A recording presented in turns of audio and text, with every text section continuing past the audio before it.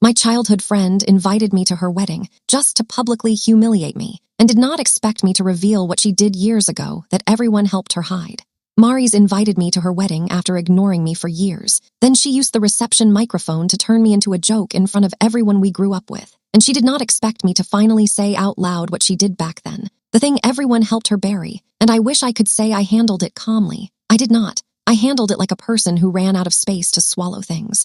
I am Salvi, early 30s, small town life. The kind where your childhood still follows you into the grocery aisle and the post office line. And Mari's was my person when we were kids, not in a sweet movie way, in the blunt way where you share one bike and one secret language, and you assume you will be in each other's lives forever. We were inseparable through middle school. Then in high school we started drifting, not because of boys or jealousy like people always assume, more because Mari's found the kind of attention she liked. The kind that comes with being the center of a group. And I was the kid who stayed on the edges and did the work so things actually happened. The thing nobody in town talks about openly is that Mari's is charming when she wants something, and mean when she thinks she can get away with it. And it is not loud mean. It is the kind where she smiles and you end up apologizing, even when you are not sure what you did. I have not been close with her for years. We did the occasional polite message through mutual acquaintances. We ended up at the same community events now and then. We could stand near the same table and make small talk, but it was flat. Then a few months ago, I got a wedding invitation in the mail. And yes, I know mail counts as a letter, but I mean a formal invitation, not some dramatic confrontation letter. And it had Mari's name and her fiancé's name, Torin, and it said she wanted me there. I stared at it for a long time because it felt like someone poking an old bruise. I asked Halden, my coworker who sits in the next cubicle row, if it sounded like a peace offering or a trap. And he said it sounded like a person who wants to look like they are doing the right thing, which is not the same as doing it.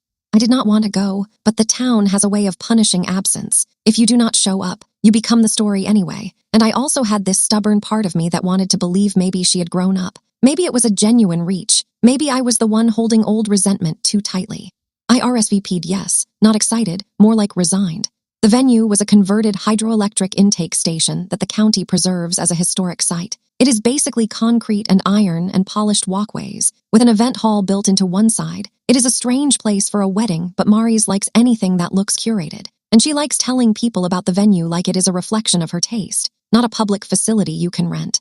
The ceremony itself was fine. I sat in the back near a display case of old turbine parts. I watched Mari's walk down the aisle in a careful, practiced way. I watched Torin look overwhelmed in a sweet, nervous way, and I tried to focus on the fact that this was not about me. I was just a guest. Mari's did not talk to me before the ceremony. She did not do that quick hug people do when they are trying to show a room they are friendly. She walked past me like I was another chair, but I still told myself maybe she was busy, maybe she was stressed. During cocktail hour, which was inside a side gallery of the facility, Mari's cousin Lyra approached me and did that fake, friendly thing where she squeezes your shoulder and leans in too close. She asked how I have been. Then she asked if I was excited to see Mari's get her happy ending. And the way she said it made my stomach tighten, because it sounded like I was supposed to be the person who tried to keep her from it. I asked what she meant, and Lyra made this little shrug and said everyone remembers the drama. And I told her I did not know what drama she was referring to. Because honestly, there are multiple versions of my teenage years floating around in this town, and I never know which one people have decided is true. Lyra smiled like I was pretending, then she wandered off.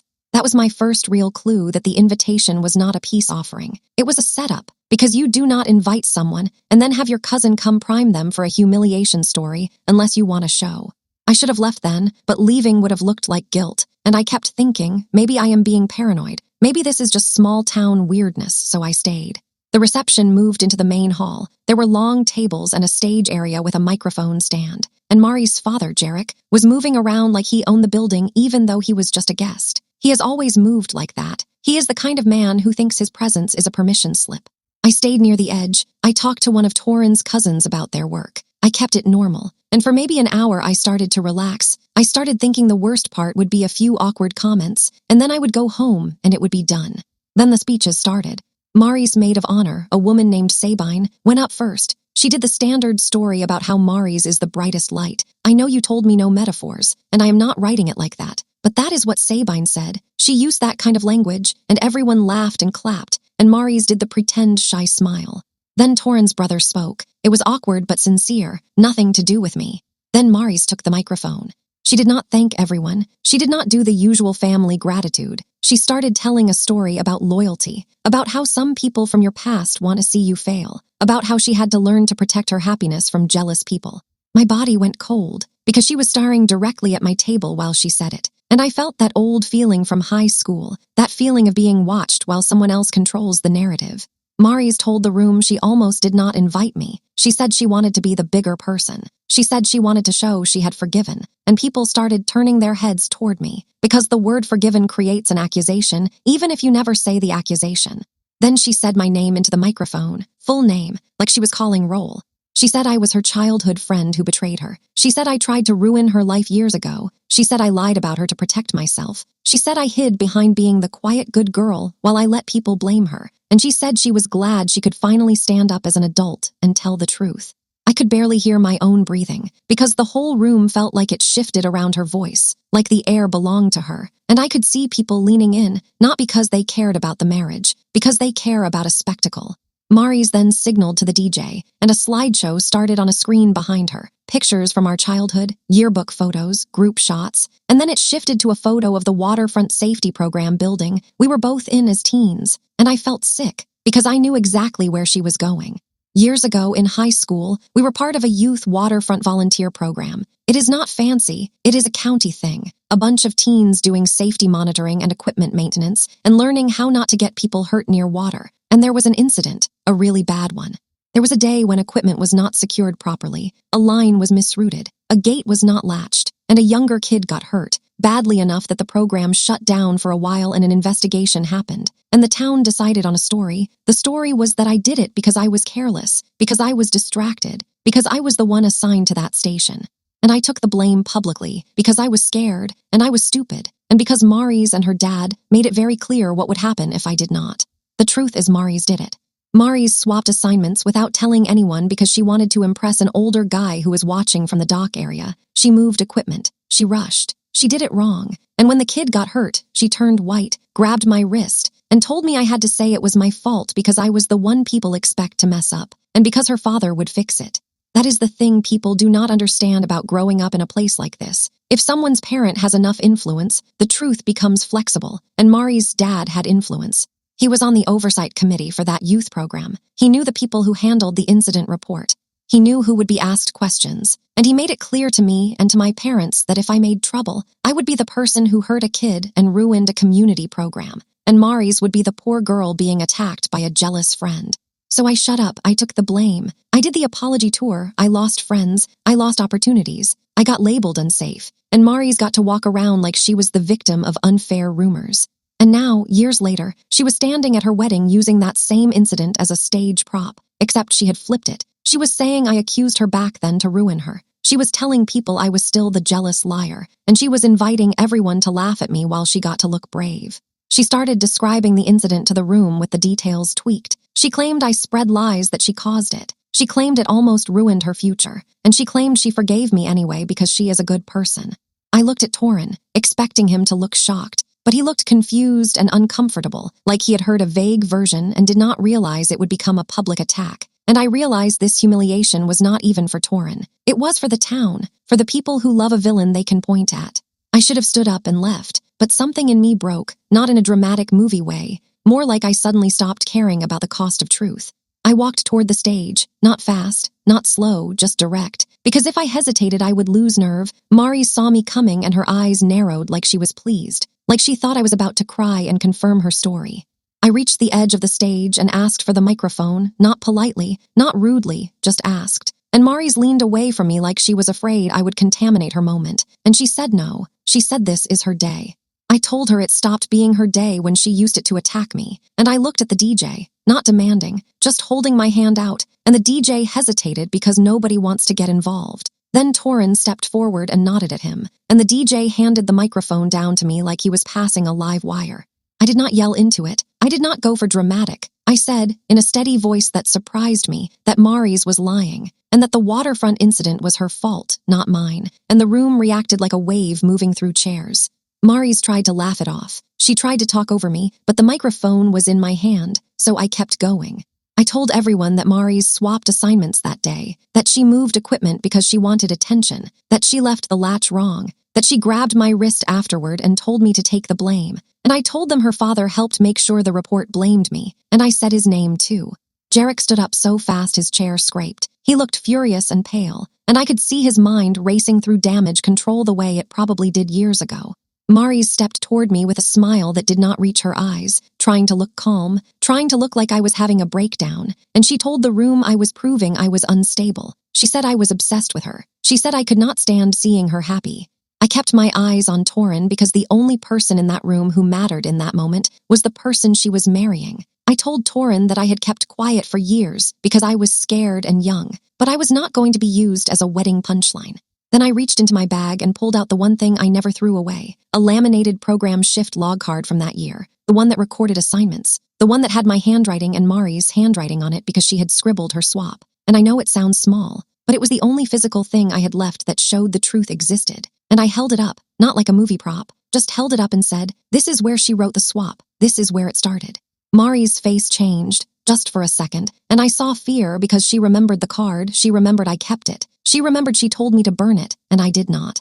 People started talking all at once, not screaming, just that loud layered crowd noise, and the officiant, who was also the facility event coordinator, moved toward the stage with that worried expression people get when a scene turns into something they cannot manage with a polite smile. Torin stepped up and asked Maris what I was talking about, not into a microphone, just to her, and Maris put her hands on his arms like she was soothing him, and she started telling him I was lying, that I was mentally unwell, that I had been unstable for years, and the word mentally unwell landed like a weapon, because that is what she wanted this to become, not about facts, about my sanity.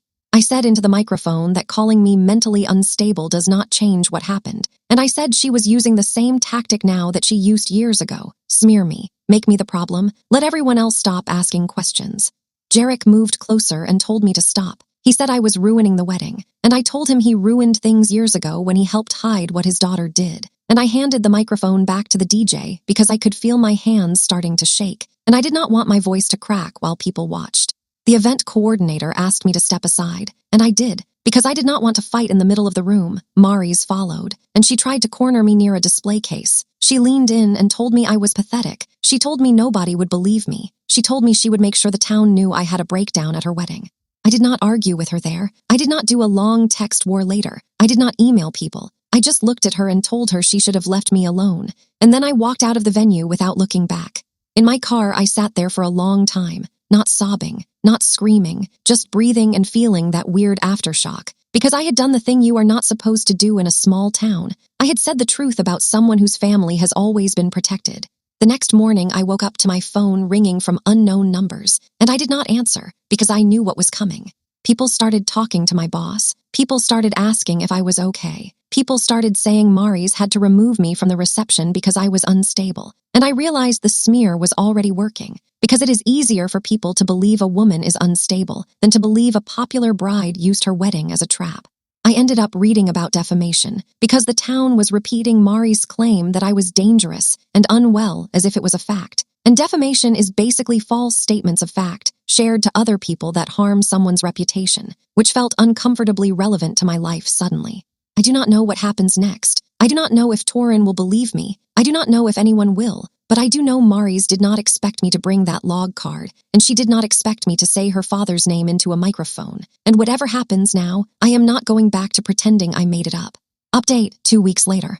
2 weeks later, I understand why people stay quiet in small towns, not because they are weak, because the social pressure is constant and boring, and it gets into everything, your errands, your job, the way someone pauses before saying hello. Maris and Torin did not go on a honeymoon right away because there was chaos, and the chaos was not just gossip. It turned into logistics because the wedding venue staff had to deal with a disrupted schedule, and some of Maris' relatives demanded partial refunds, and the venue coordinator ended up calling me, not to blame me, but because she wanted to document what happened in case someone tried to accuse staff of misconduct. That call mattered more than I expected, because it meant a neutral party wrote down a timeline, what time speeches started, when things escalated, and that my exit was not me being dragged out screaming, it was me leaving on my own.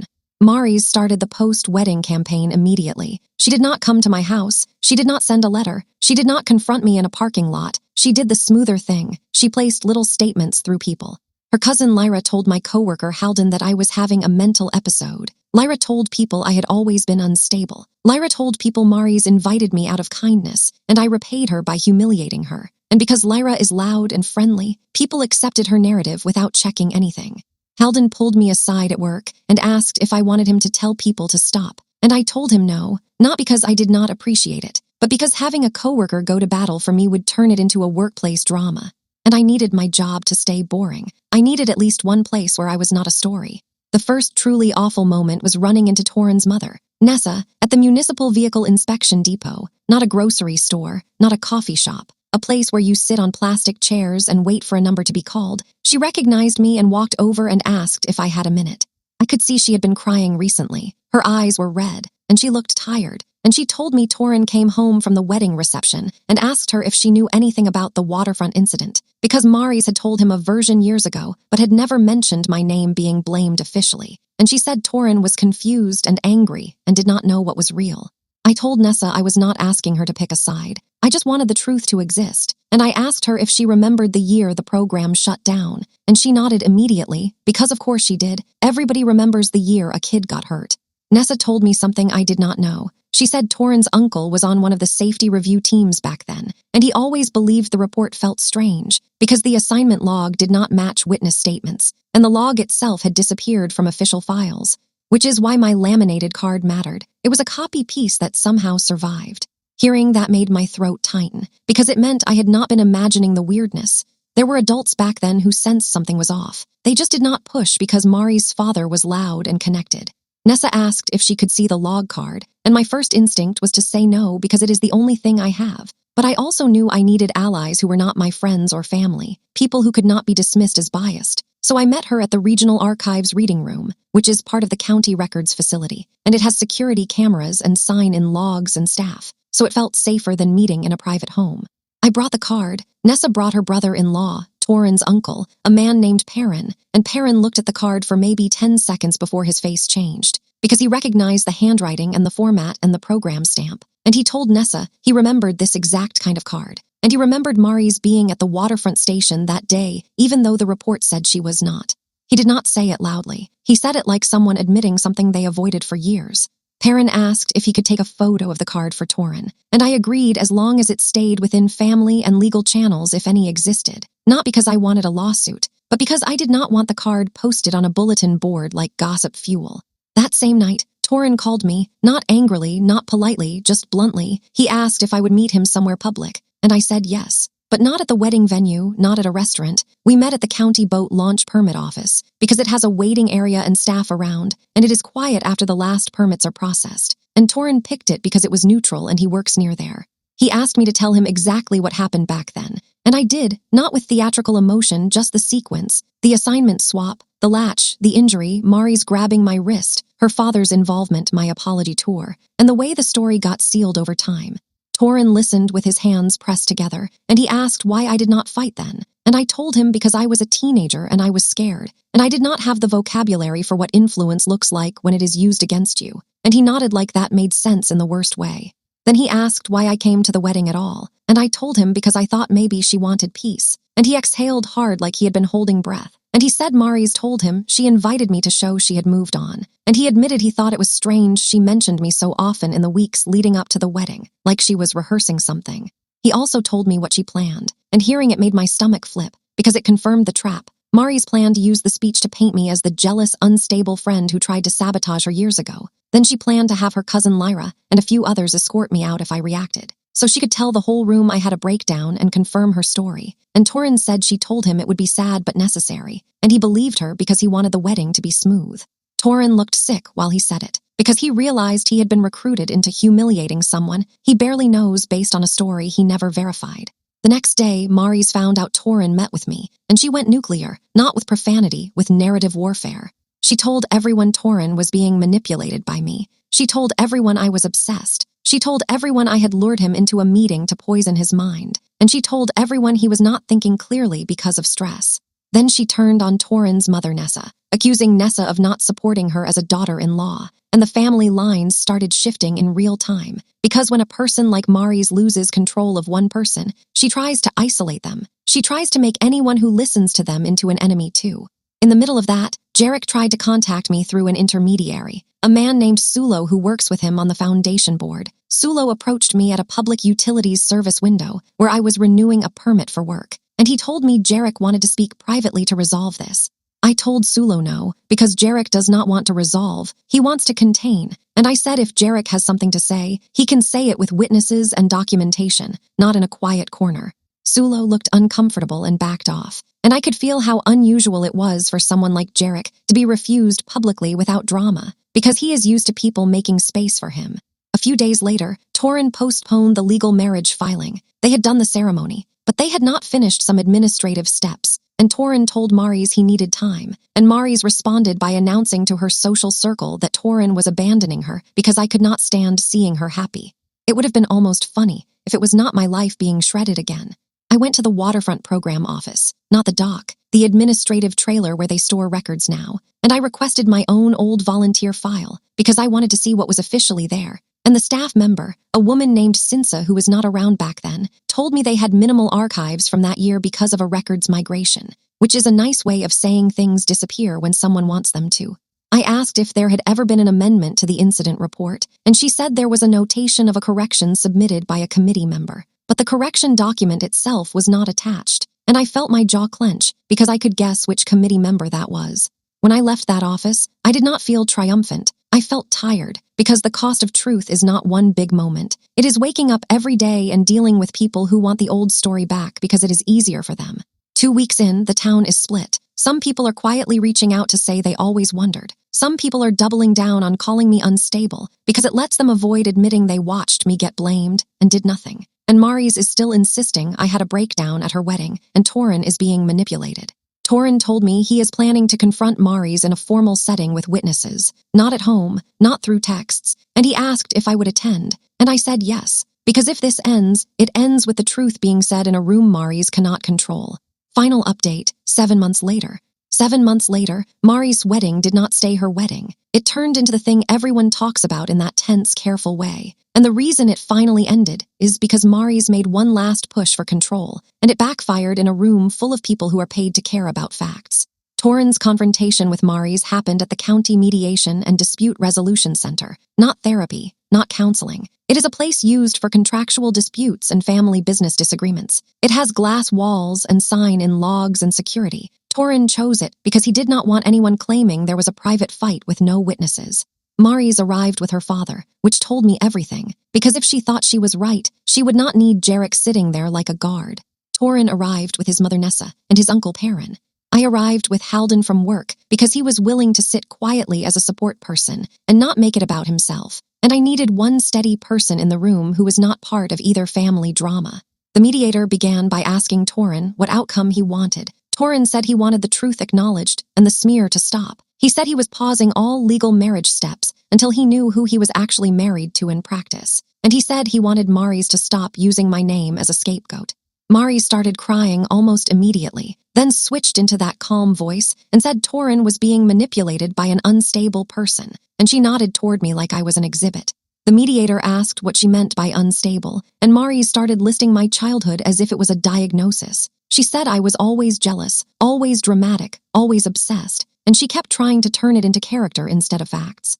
Torin asked Maris one direct question. He asked whether she swapped assignments the day of the waterfront incident, and Maris froze for half a second, then said no. Perrin then slid a printed photo across the table, the photo of the laminated log card, and he said he recognized the format and the handwriting, and he said the card showed a swap notation, and he said he remembered Maris at that station that day.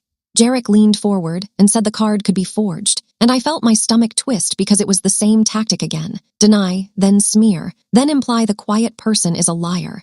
The mediator asked Jarek whether he had handled records for that program, and Jarek said he had been asked to assist with administrative cleanup, which is a fancy way of saying he had access. The mediator asked if he submitted any corrections. Jarek said yes. He submitted a correction to remove misinformation spread by upset teens, and the mediator asked where that correction document is, and Jarek said he did not know. It was years ago. Torin then did something I did not see coming. He brought in a certified copy of a county committee meeting minute from that year. Not a police report, not a lawyer reveal, a public meeting minute. He had obtained it through the archives office after Perrin told him which committee convened. And the minute contained a line referencing that a written correction had been received from Jarek, and that the correction included an updated narrative of assignment responsibility. It did not say Maurice did it. It did not say I did it, but it confirmed Jarek actively shaped the narrative after the fact, and it showed he had the power to do it. And the mediator looked at it for a long time, then looked at Jarek like, "Why did you do that?" Jarek tried to talk over it. He said he protected the program. He said he protected the community. He said teens gossip. And the mediator asked a simple question: did you protect the injured child, or did you protect your daughter? Maurice finally snapped, not in a screaming way, more like her mask slipped. She said she should not have to pay for one mistake. She said I always wanted to ruin her, and in that sentence she admitted there was a mistake, and everyone in the room heard it, including Torin. Torin stood up and told Maurice he was done. He told her he could not trust her. He told her he could not trust her father, and he told her the marriage was over in practice and would be ended on paper as soon as possible. And Maurice reached for him, and he stepped back like her touch was something he finally understood. After that meeting, Maurice tried a final public push. She attempted to file a complaint with my employer claiming I was harassing her and spreading lies. But my employer had already received months of community noise and asked for documentation. And when Maurice could not provide anything besides her story, the complaint went nowhere. And my supervisor told me quietly that if Maurice or her family contacted the workplace again, the workplace would treat it as harassment and route it through counsel. Torin did file to dissolve the marriage, and the dissolution process moved faster than most because there were no kids and no shared property. But the social side moved slower because people do not like admitting they were wrong. Mari's cousin Lyra kept repeating the unstable story until she finally got pushed back by Torin's uncle Perrin at a county volunteer orientation meeting. Not in a parking lot, not at someone's door, in a formal orientation room with an instructor present. Perrin told Lyra to stop statting opinions as facts. And he told her there was documentation now, and Torin had ended the marriage because Maurice lied. And when a man like Perrin speaks in that room, people listen, not because he is loud, because he is consistent. Jarek tried to smooth it over with a private event invite to me through a third party again, offering to discuss a mutual understanding. And I refused again, and the refusals stopped being scary. Once I realized he could not actually force the town back into the old story if enough people had seen the cracks. The last loose end was the waterfront program itself, because I did not want the record to stay wrong forever, not for my pride, but because I was tired of being the cautionary tale told to new volunteers about carelessness. Torin's uncle Perrin helped me request a formal review by the current program oversight committee, not a lawsuit, not a dramatic investigation, a review. And the committee agreed to add an addendum to the historical file noting that the original report relied on contested assignment information, and that later documentation suggested assignment swaps occurred that were not captured in the official narrative. It is not a full confession with names, but it is a correction that exists in an official place. And that matters in a town that pretends records are the same as truth. The final moment, the one that made it feel finished, was walking into the public archives reading room and seeing the updated file note stamped into the record packet. Not a big ceremony, just a clerk sliding a folder across a counter and saying it was processed. And I signed the logbook and walked out without anyone stopping me, without anyone calling me unstable, without anyone telling me to be quiet.